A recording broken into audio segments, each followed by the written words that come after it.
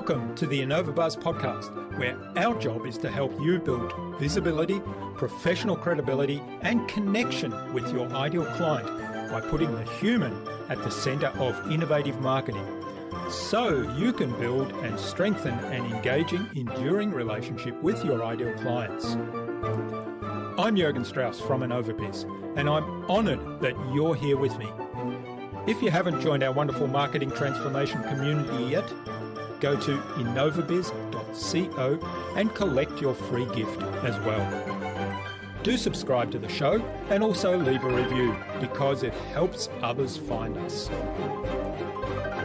Let's get into today's masterclass on this InnovaBuzz podcast.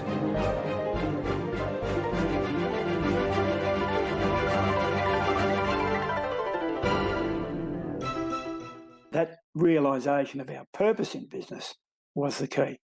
Once we understood our purpose, we could work out what our brand promise was, what our real vision was, what our values were, the customer cause was, why are we doing it, and what are we saying to the customer.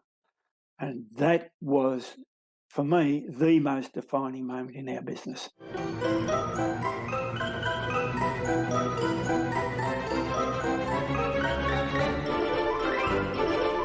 Welcome back.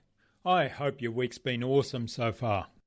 Now, if you haven't listened yet to my recent conversations with Elizabeth Pampalone of Absolute Marketing and with Matthew Sweezy, the author of The Context Marketing Revolution, then do check them out, but only after you've listened to today's conversation. I'm really excited to have on the InnovaBuzz podcast as my guest today, Paul Chapman. He's the founder and executive chairman of the Australian Turntable Company, which is a 30-year-old specialist, world-leading engineering company designing and manufacturing mechanical rotational movement systems. The company's core business is delivering traffic management solutions through space optimization in the residential, commercial, mining and construction industries, and they do that all around the world.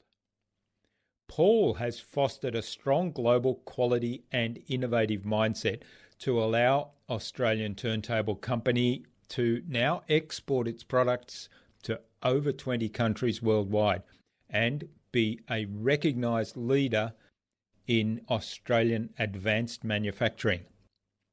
Paul's current roles include strengthening the reputation of the multi-award-winning company as a world-class specialist solutions provider, and also promoting regional-based advanced manufacturing and public speaking on innovation. So today's conversation will be pretty wide-ranging. In our discussion today, Paul talked to me about talking to customers and listening and taking on board feedback and complaints as a source of potential innovation. We talked about bringing people together to facilitate innovation, and we talked about the importance of being process-driven. Without further ado then, let's fly into the hive and get the buzz from Paul Chapman.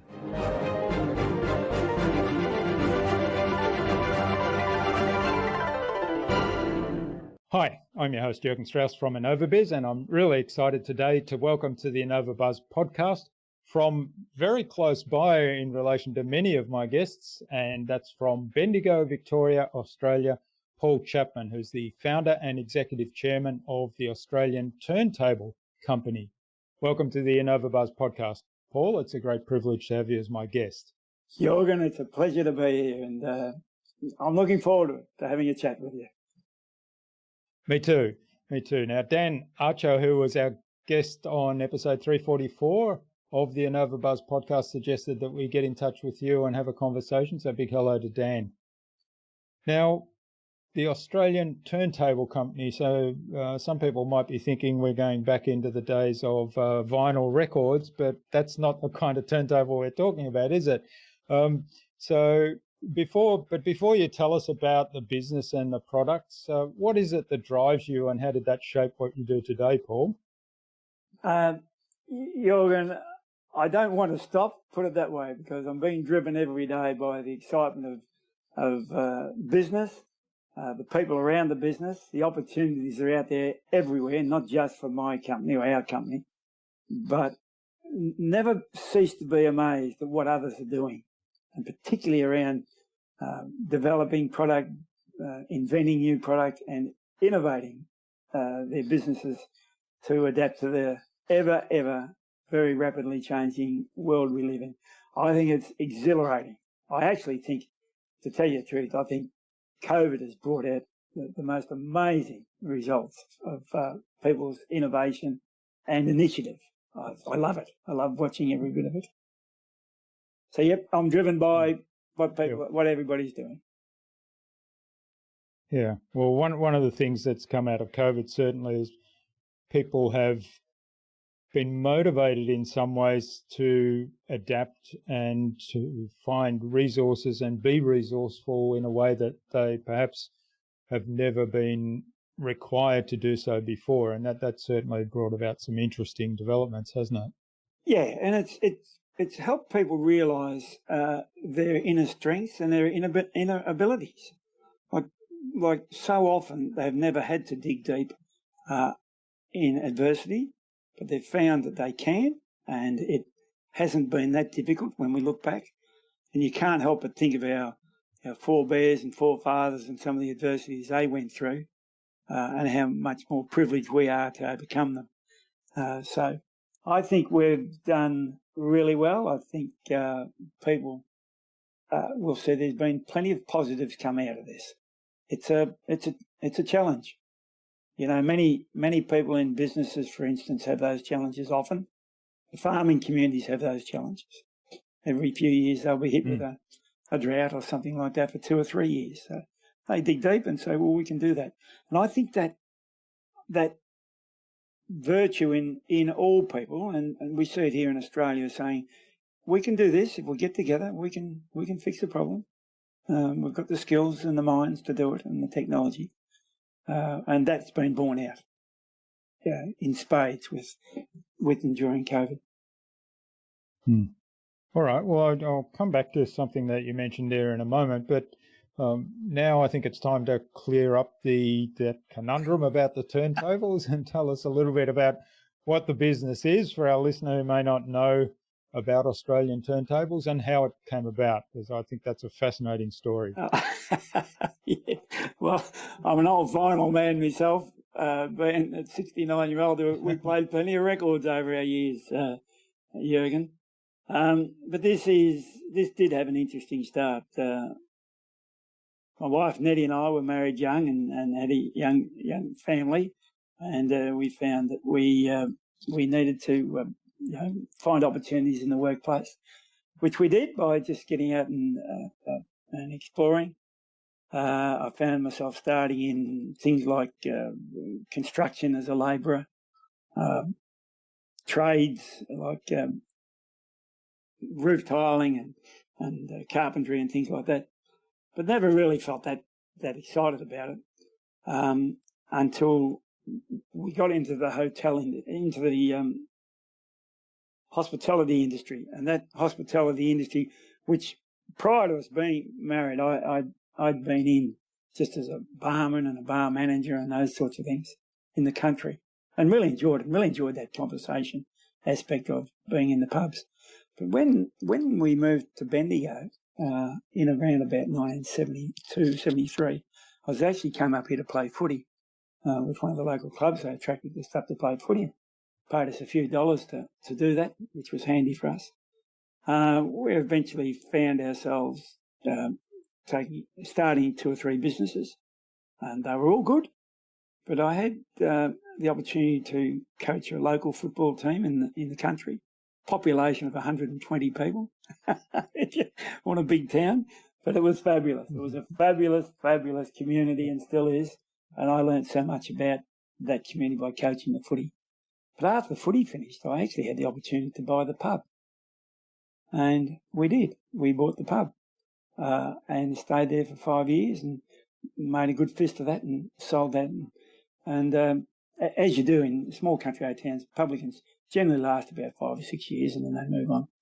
So we did that, and I came back to Bendigo and bought a home and set up a couple of little food shops, which were very good, but they just did it to do something.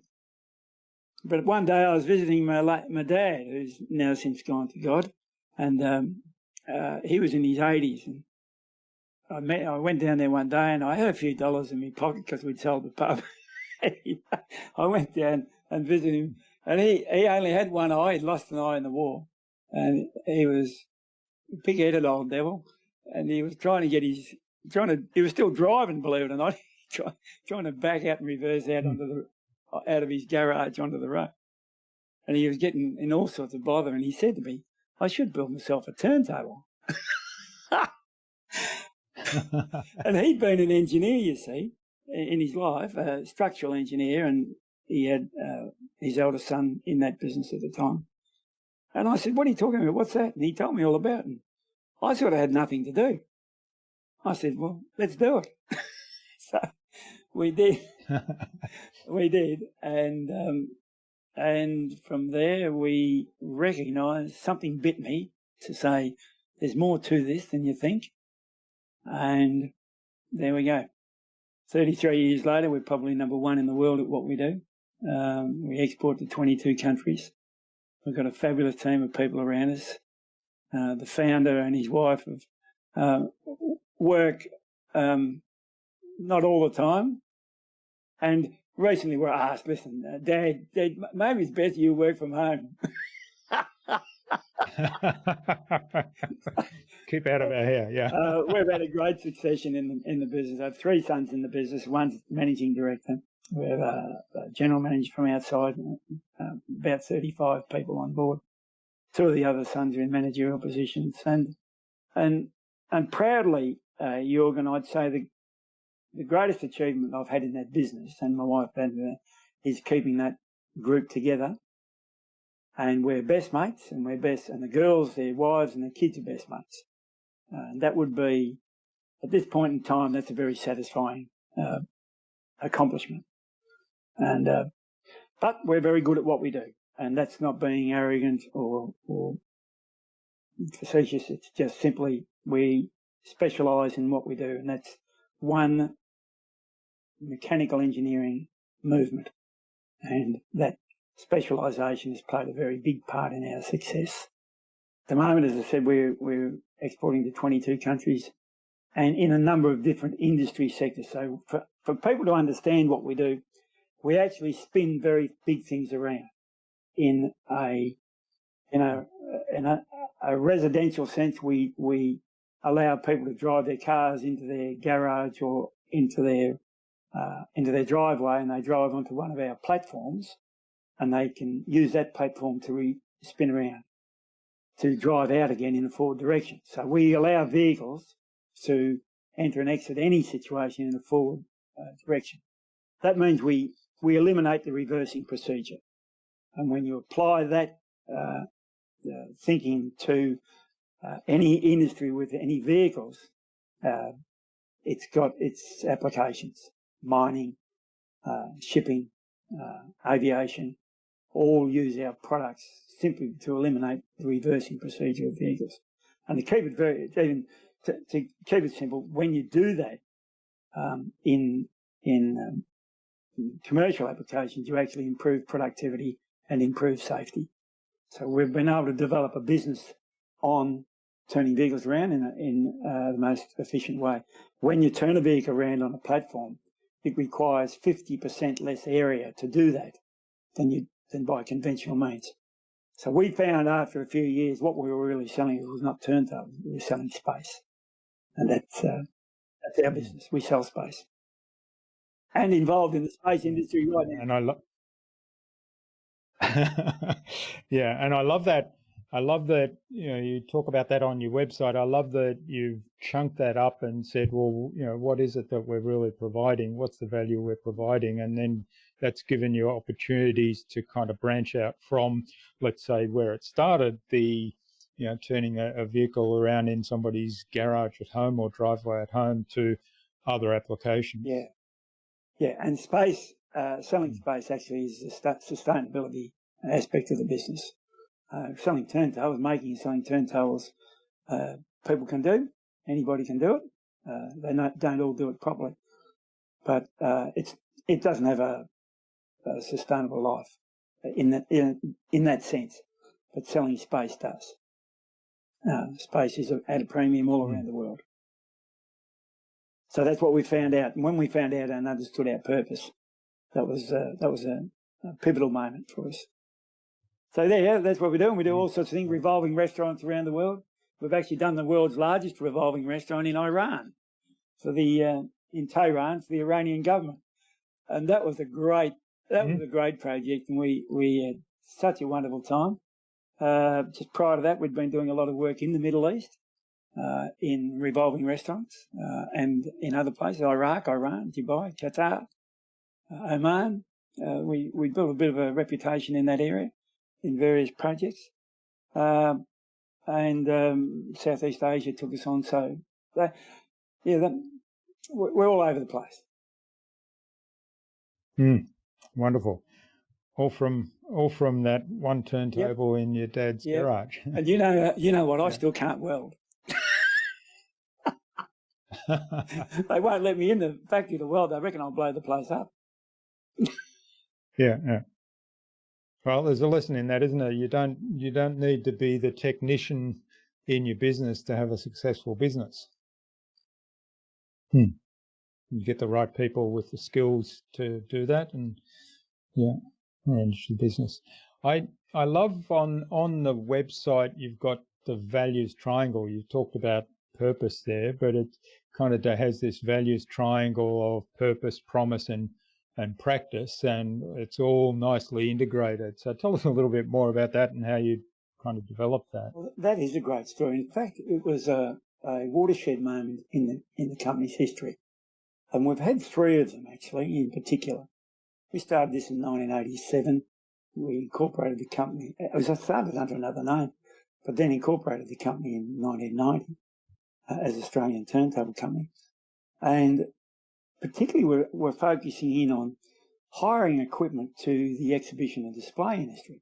You'll recall all of the motor shows that companies have had over the years. You've probably been to some around the world where you go and see the latest and greatest in the auto industry. And in around about 87, I was trying to figure out where in the hell I could use this product if I did do something with it. And I did some research and got talking to the Ford Motor Company in Melbourne.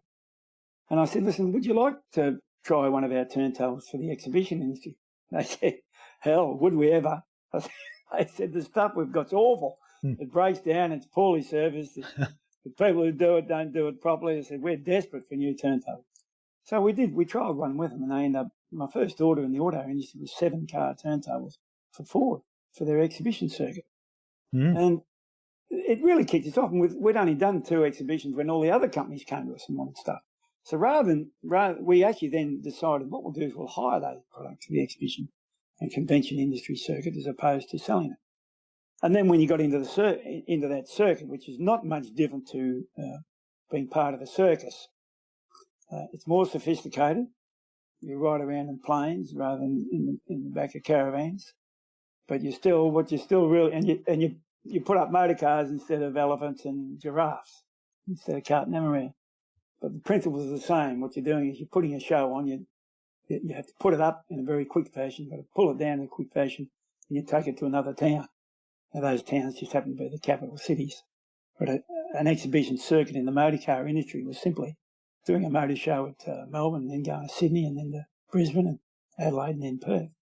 So we're very much in the same vein as the circus people, and we enjoyed it. But you know what we weren't doing? We had such a good little gig going that we just kept using the same product all the time. Nobody was really complaining. It was better than what had been done in the past. But we weren't doing anything with it. And I wasn't really taking much notice of it. We were going well. Until one other player in the industry who was doing something else in the industry, quite different, recognised that if he took up one of our turntables and copied it and painted it a different colour and made a couple of improvements to it, then he could offer that turntable to the motor companies in the total package. So they, instead of getting, say, for instance, lighting and rigging and all those sorts of things as a separate, and the turntable is something else, and the builders of the stands is something else, somebody come along and said, listen, we're going to throw a turntable in for you. You don't have to go and hire one. In one day, in 1 week, in 1999, we lost our whole next year's business. Because all the motor companies said, well, we don't have to hire a turntable now, we'll get off this other mob.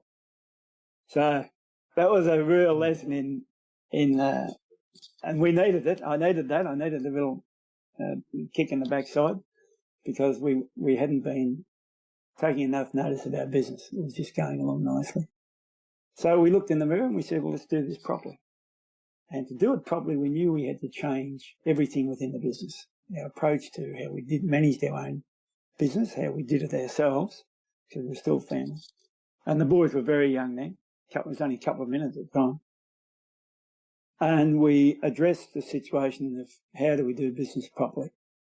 And we improved all of the basics of it to start with, and immediately went into designing a product that would be better again than what the company that copied ours did. And we'd go back into the marketplace, which we did. But we realised that if we were going to do that, then we had to get better overall. And the way to do that was, 4 years later, we found that we become ISO accredited, quality assured accredited. That was a major step.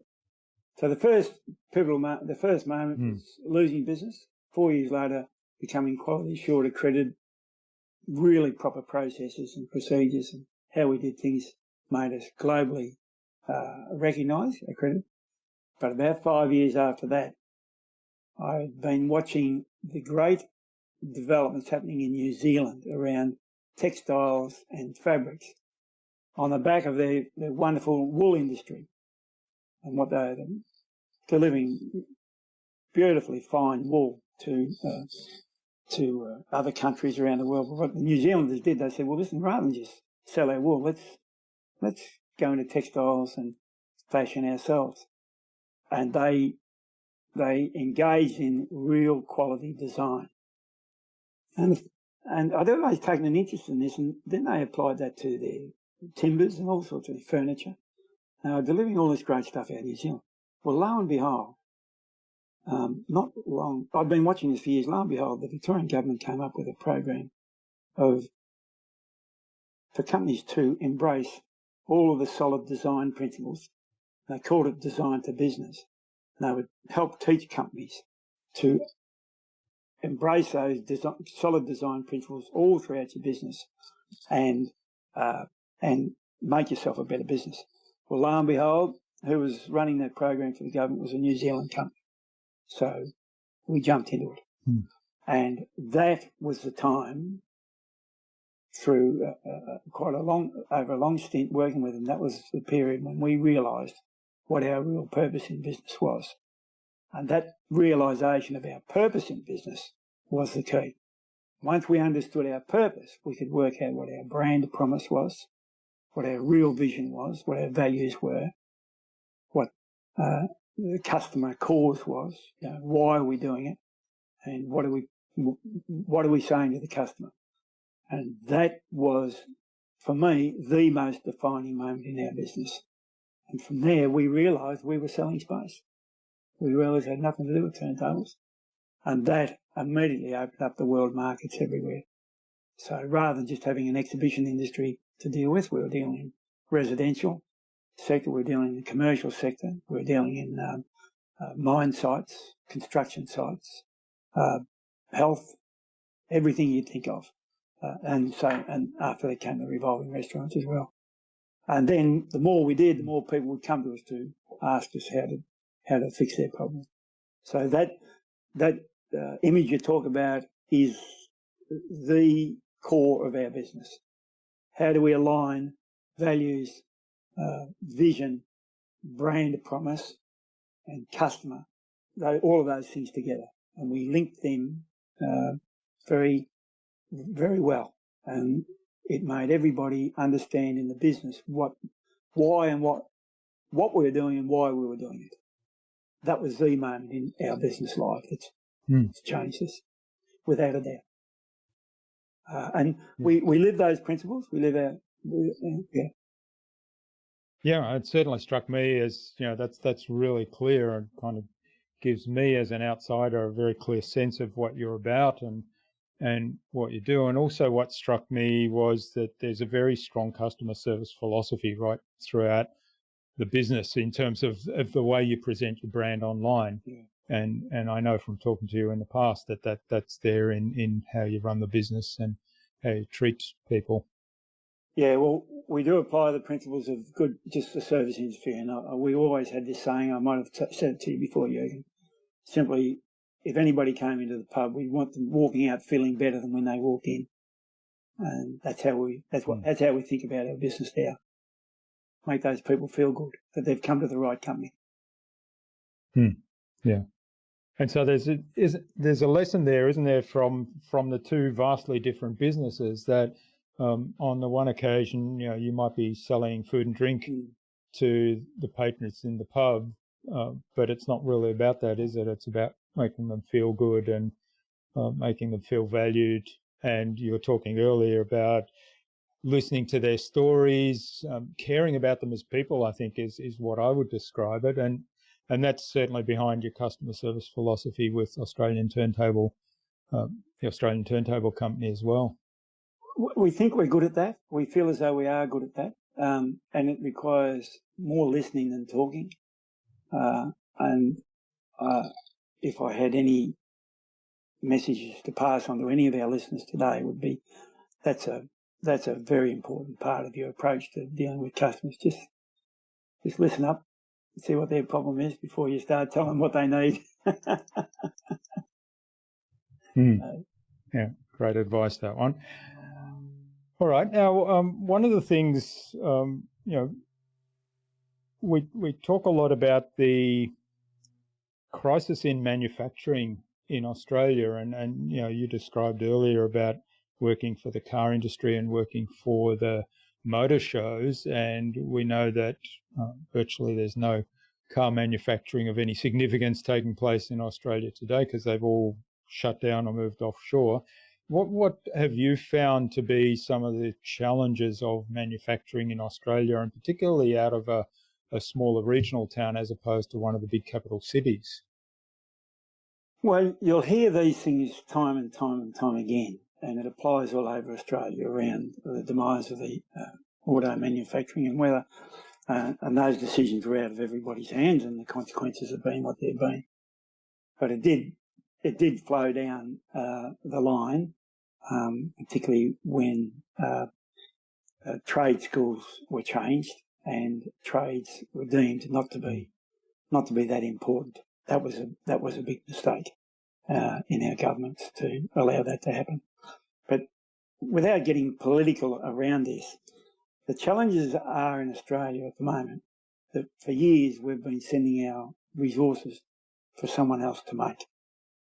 And that's crazy. That is absolutely crazy. If your wife can make the best scones and the best cakes, well, why in the hell are you going to go down the street and buy someone else's when she does the best one? If we can make it ourselves, that would be great. And everybody loves making things. I don't care who they are. You can make a good garden. You can make a good meal. If you make something with your hands that's in carpentry or whatever, if you paint a picture, people who do that love doing that. So deep down, I think everybody loves manufacturing. The challenges that have been faced with the manufacturing industry mostly have been around skills and the availability of skills. So governments have approached that with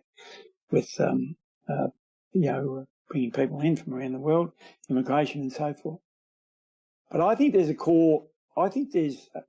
presently a problem that is easily fixed. And I think it goes back to education and industry's obligations around that. The the issue with manufacturing is, and the perception of manufacturing is, that it's dirty, it's underpaid, and it's insecure. That's the image the kids and their parents have, because that's been promoted heavily by the press. That's what they've been telling us. Manufacturing's dead. Compared to 1960, manufacturing in Australia is a lot less than it is now. I argue that in 1960, my football team was different to what it is now. So that's changed. You can't change that. The football team now is a lot better than they were in 1960. So I think our focuses can be, if our focus was on two things. One, changing the perception of manufacturing to allow kids at schools to understand that there is a career they might enjoy. And I want to make this point, Jürgen. Kids think that manufacturing is the bloke in the factory with the welder or the person on the production. They're not being told that the manufacturing includes the people in the front desk on the telephones, not being talked about the accountants, the designers, the engineers, the salesmen, the project managers, and everybody else outside the people in the factory, the operations, the logistics, the legals, the IP, the IT, all of those people, all of those skill sets you need in a business make up a manufacturing enterprise. If we can change the perception of that manufacturing to show to kids these are all of the things that happen in a manufacturing business, then the kids with those innate skills of, take for instance, selling, they can be the salesperson, or they can be good in procurement because they're good at sourcing things around out of the supply chain. If we change that image of manufacturing at primary and secondary level and change it in the minds of the parents as well, then it'll bounce back. Australia can do anything it wants to do. It's got every resource available. If we don't make computers, well, we'll buy the computers in. That's a different one. So be it. If we do that and then have a great emphasis on advocacy of showing Australians how good we can be and how well we make stuff, that's a great step forward. The Australian-made brand at the moment, Jürgen, is stronger than ever. People trust us. They trust the Australian-made brand. And we live in a global market. There's nothing to be afraid of in a global market. If you can't compete on price, don't compete on price. You can't do it. We can't compete on price in some of these certain countries. Well, don't do it. But what we can compete on is quality. And we've got great quality. And people will buy quality. So the challenges are, to me, and particular. Sorry, you. Yeah, I agree with you, and particularly in terms of quality, particularly in the specialised areas or high-tech areas where there's plenty of examples of where Australians have come up with stuff and developed stuff, and then it's gone off overseas. But if it had been manufactured here and done well, it would have had that competitive advantage because it's unique, and price wouldn't have been a deciding factor as such. And that can be brought back. Don't worry about that. We're in a unique position at the moment. And a lot of that uniqueness comes because those other countries, I refer to China in particular, their standard of living is improving. And it's the technology. Cheap labour is not always the answer anymore. Now that technology is available to everybody around the world, we've become more competitive because technology is technology. Everybody's got it. And now as we move into the next phase of manufacturing, what they call Industry 4.0, that's the fourth industrial revolution. We've got machines talking to machines and all this sort of stuff. Manufacturing has the most exciting future in Australia, and for everybody, including including all the girls out there. Wonderful opportunities. You don't have to be a welder to be a manufacturer. Yeah. Yeah. Well, of course, we're very parochial. I am aware that a lot of our listeners are outside of Australia, but I'm sure that they can empathise with our view that, a loss of a core industry like manufacturing certainly puts a country at a disadvantage. And that's been highlighted a little bit throughout the COVID times, right, when there's been long lead times for imported materials and so on. Yeah. So all of a sudden it's highlighted some areas where, why don't we manufacture that here? I mean, that sort of seems ridiculous to import that. Yeah. Oh, I can't help but think of Angela Merkel when she was asked the question, why is your economy so strong? And she looked at the report and said, well, we make things. We like making things. Yeah. So, to me, every country in the world's got those strengths, in some capacity. Australia has all this wonderful resources, in particular around energy. I mean, these things are sitting in, we don't have to export those things and then have to compete in a manufacturing. I'm positive. I'm super optimistic about it, Jürgen. This is our journey. This is our history. If manufacturing took a slide for a while, well, that doesn't stop us from bringing it back. And I think we'll be a much better country if we do. All right. Now, what's the future look like for the Australian Turntable Company? Actually, it's fantastic. We are so optimistic for everybody. We're optimistic for our supply chain. We're very busy at the moment in the United States. That market is opening up for us, and India as well. On the back of people realising that space is at a premium in inner city areas in particular. That's where we do most of our work anyway. So our products are being accepted and recognised and valued. When you're valued, it means that the customer is prepared to pay the price. When they recognise what you're doing and the work you do, then being valued is not so difficult. So we're finding our entry into the States, we've been going in there for 2 years now, and it's growing, but we're bringing a new product into the market, Jürgen, a first-to-market product into the States, and it's been proven here in Australia as being very, very, very valuable to the end users. What we're doing there is we're taking a new product into the construction industry where we eliminate the reversing procedures of trucks on construction sites. And the bottom line is we improve the number of trucks that enter and exit. But then it has other side benefits, and one of those side benefits is that the traffic on the roads adjacent to the construction sites are not getting held up by trucks reversing in and out. So the traffic flow of the city is much better. So we've got a stakeholder in those city planners and traffic management people as well. So having a market in Australia is wonderful. It can be frightening to look at the United States. But we're always game enough to have a crack, to tell you the truth. We've never been afraid to get up and have a go at it. And there'll be some mistakes to be made. Don't worry about that. We've failed plenty of times in this business to understand that it's a very important part of the business. But we are not frightened by it. We understand it. We can put processes in place to mitigate serious failure. Innovation needs failure. You're not going to get it without it.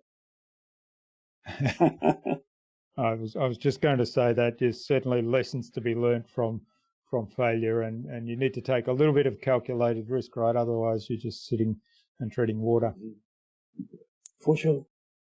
All right. Well, this is fabulous, Paul. I could go on for ages digging into these ideas, but I think it's a good point to move on to the buzz, which is our innovation round, and it's designed to help our audience who are primarily innovators and leaders in their field with some tips from your experience. So I've got 5 questions. Hopefully you'll give us some insightful answers and inspire the listener to go and do something awesome today as a result. Yep. So you ready? Yep. You with it? What's the number one thing anyone needs to do to be more innovative? Keep an alert eye on what can be improved. Innovation isn't just product innovation. It can be process and procedure in any part of anybody's business.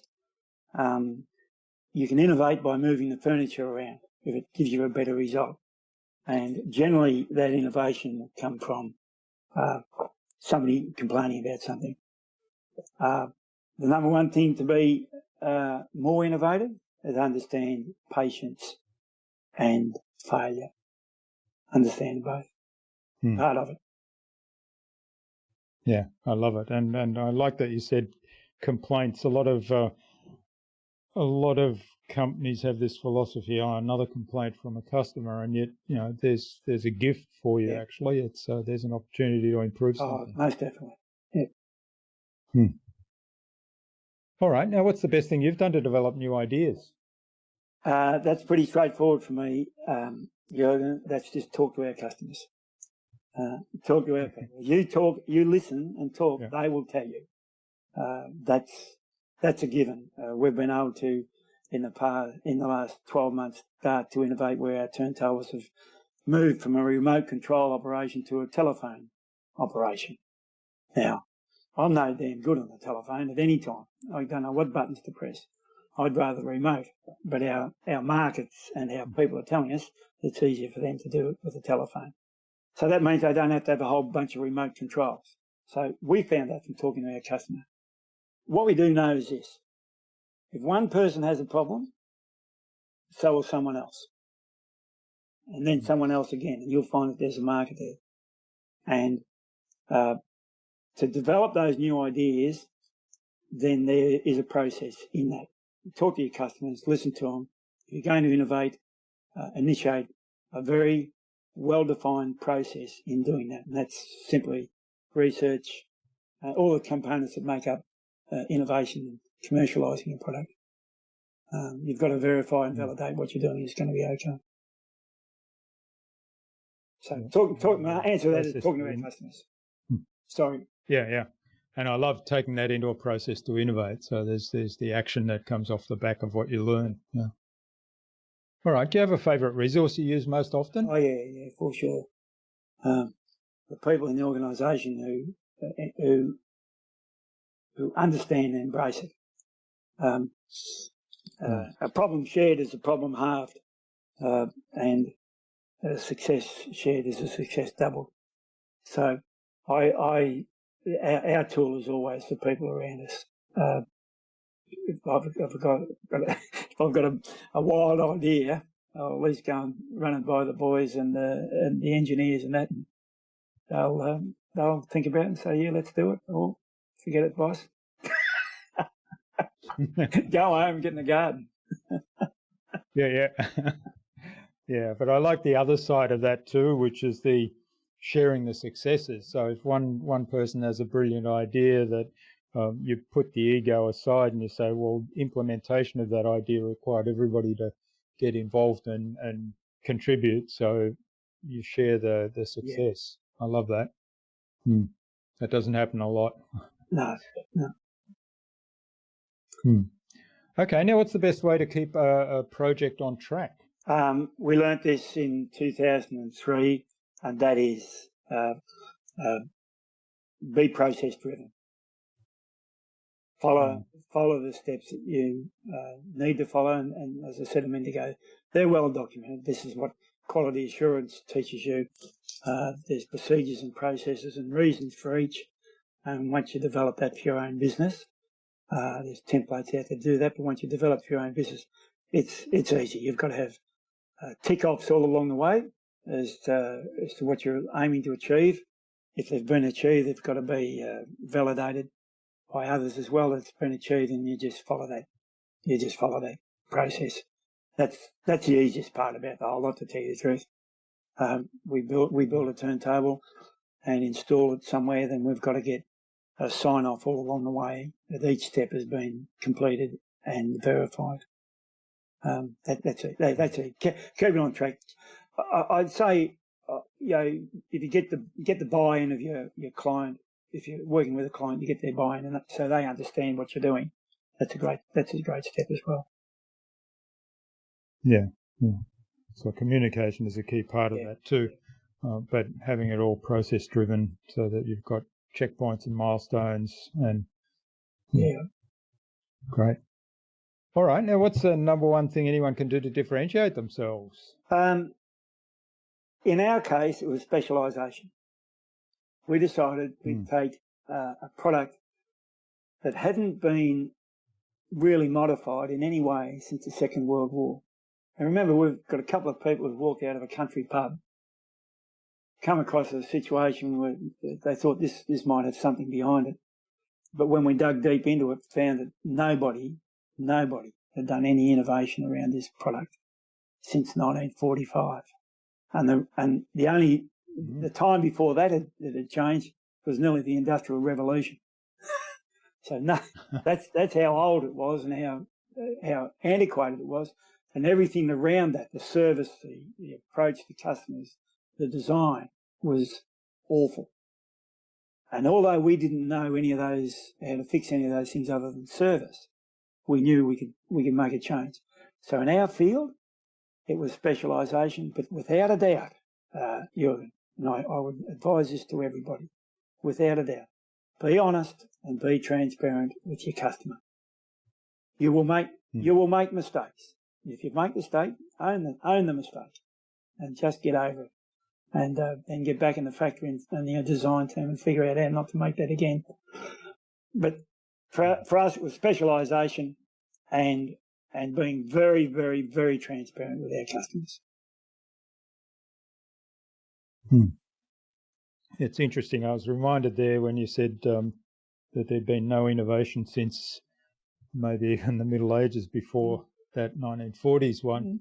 And for some reason, what flashed in my mind was the image of the San Francisco trams at the end of, I think I can't remember the name of the street. There's two places where they turn them around by hand. And so the tram goes on the turntable, and there's a few guys that kind of push like crazy to turn them around, and away they go again. That's right. And that hadn't changed much since Galileo was one of the first ones to put one on the ground in 1570. So there's only been about three times in life. There's people have had a crack at doing this properly, and took a couple of people from a small country pub in country Victoria to have a look at it. It's funny how it works, mate. I'll tell you. I didn't. If you'd asked me in 1972 what I'd be doing in 2021, I wouldn't have picked this. That's for sure. My old man, he had 6 kids and 7 kids, 6 boys and a daughter, and without a doubt, the one least interested in engineering and manufacturing was yours truly. I couldn't stand listening to his stories. I couldn't stand him. He was trying to teach me how to all about internal combustion. Well, I still don't understand. He was beside himself. He gave up on me years ago. Well, lo and behold, the only one that's taken on manufacturing and engineering is the one that was most least likely. And I'm so wild at myself now for not listening way back then. You know, 15, 16, 17-year-old, you know everything. That's right, yeah. So, yeah. Well, Dad would be proud. I'm sure he would, yeah. I'm sure he'd be really proud, and particularly since it was something that he decided was a need he had, and all of a sudden now it's servicing the needs of all kinds of different industries and people all around the world. It'd be good to talk to him. Great. Well, thanks, Paul. This has been absolutely fabulous. Now, where can people find out more about the Australian Turntable Company, about you and the other work you're doing, and maybe even reach out and say thanks for what you've shared today? I'll be on LinkedIn.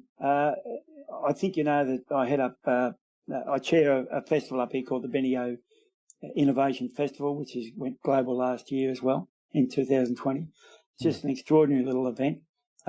We had 5,000 registrations at that. So if they look up the Bendigo Innovation Festival, but if they look up, just look me up on LinkedIn.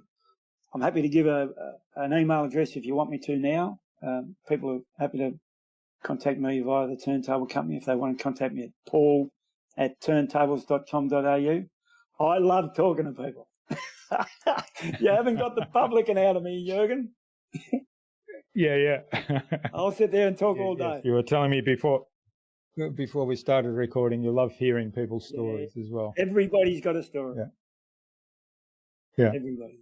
Well, we've been privileged to hear your story today, or part of it. You mentioned the Bendigo Innovation Festival there, and we'll have a link to that website as well in the show notes, because I think there's certainly things that are of interest to the listener there that they should check out. Now, is that running again this year, later in the year? Yeah, last year we had it themed as optimism through innovation. That was what we themed it. And we put a great deal of emphasis on optimism because we stood up and we wanted to change the language that we were listening to in the press around manufacturing. And this was at the end of the bushfires and the start of COVID. We said, no, let's get people feeling better about this. So we aimed at that. It has been called the Bendigo Invention and Innovation Festival. We're going to shorten that this year, the Bendigo Innovation Festival. We've got wonderful support. All I ask there is people have a look at it on the website, see the speakers and the programs. This year, Jürgen, for your interest, and we're doing this purposely, my hometown here in Australia is a regional city of about 120,000 people. But last year it was designated as a UNESCO City of Gastronomy, the only one in Australia. And we're putting an emphasis in this year's Innovation Festival on all things food. And that's around food sciences to primary producers to agriculture to people who deliver food like the restaurateurs and so forth, right through to climate change and sustainability. All of those topics will be up there. And we invite anybody. It's a free event. We invite anybody to listen in and join us in. It's making a difference it's making a difference because it's recognised now by the Prime Minister down, all of the parliamentarians, as a festival that is delivering a change in perception of regional manufacturing in particular, and just showing the world that there's great stuff happens in regions all over Australia, all over, not just here, all over, and in rural communities. And I've got a bit of a passion, Jürgen, in reinvigorating rural communities. I believe it can be done in this digital world. And there's an organisation in Germany that we've done some research project with called Fraunhofer Institute. And if you get one of those people from the Fraunhofer Institute to have a chat on InnovaBuzz, he will captivate people. They will captivate people. And what they've done is they've been able to show how you can take a rural community that's dying and bring it back to life, mainly because of the world. Yeah. Great stuff.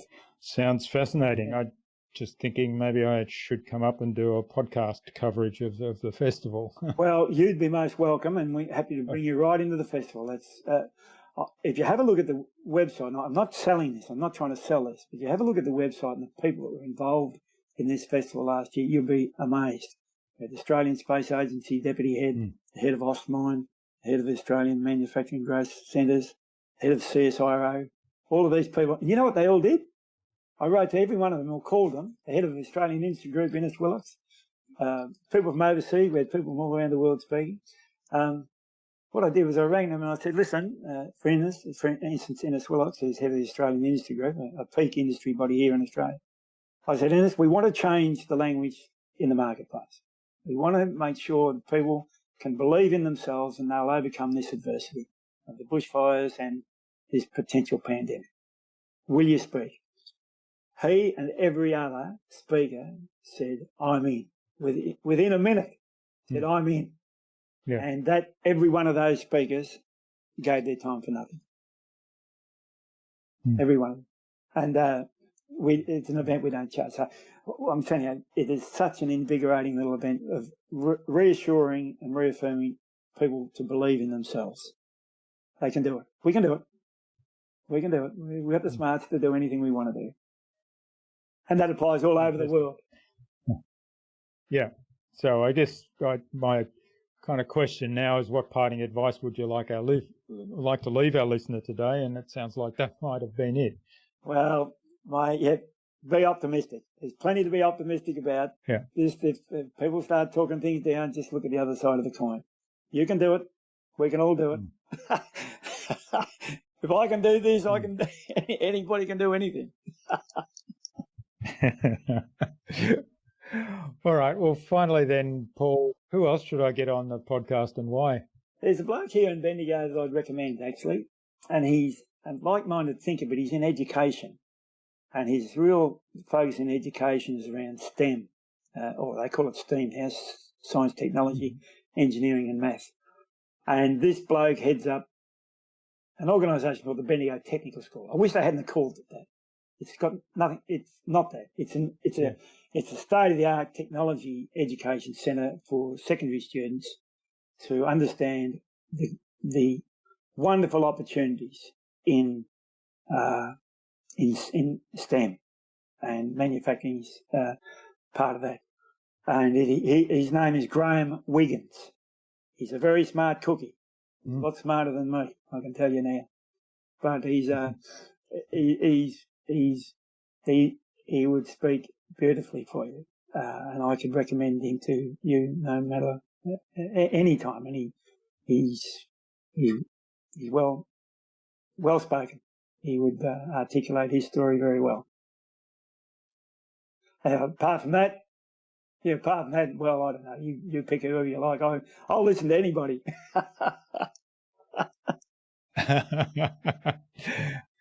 Fabulous. Well, we'll get an intro to Graham from you and reach out to him and see if we can find a time where we can bring him onto the show as well. Yeah, he'll be good on you, mate. Thanks, Jürgen. So thanks so much for sharing your time and insights with us so generously, and then the story of Australian Turntable Company and the philosophy around how you've built that into a thriving manufacturing based in regional Victoria and all the other areas that you're involved in around the Bendigo Innovation Festival. So it's been fabulous to listen to all of those, and I'm sure there's lots of value here that the listener will take away. So I wish you all the best for the future, and let's stay in touch. I'll tell you one final story, Jürgen. I've got to tell you this about Australian Turntable Company. We are actually, Bendigo is a regional city, but one of the suburbs of Bendigo is a city called Kangaroo Flat. And our business happens to be in Collins Street, Kangaroo Flat. Now, our overseas listeners won't get this, but our Australian listeners will. And that is, whenever people ask me where we're located, I tell them we're at the top end of Collins Street. Which for those people that don't know, Collins Street in Melbourne is probably the most famous Collins Street that we know of here, and it's the top end of Collins Street is where all the expensive medical specialists are and expensive law firms, and I guess there's probably other. Well, it's law firms because it's close to the Supreme Court, the Victorian Supreme Court, right? Yeah. But when people ask me where I'm from overseas, I tell them Kangaroo Flat. I don't tell them Bendigo. So Kangaroo Flat's it's a real opener for a good conversation. That's right. Yeah. So you have kangaroos jumping up and down the street there, which I guess could be the case there in Kangaroo Flat. Mate, I've got them on my doorstep every day, every night, half a dozen of them, eating the new lawn I just put in. Yeah. The devils. We quite like them here, but anyway. Yeah. All right, mate. Well, thanks for having me. All right. Well, thank you so much, Paul.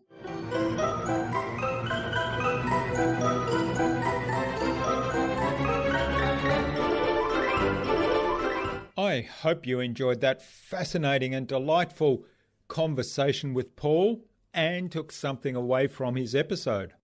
I love Paul's optimism and his philosophy of a focus on inner strengths and inner capabilities, as well as the idea of embracing competition as a driver for improving your own processes, systems, and products. I'm curious to know what you took away from Paul's episode.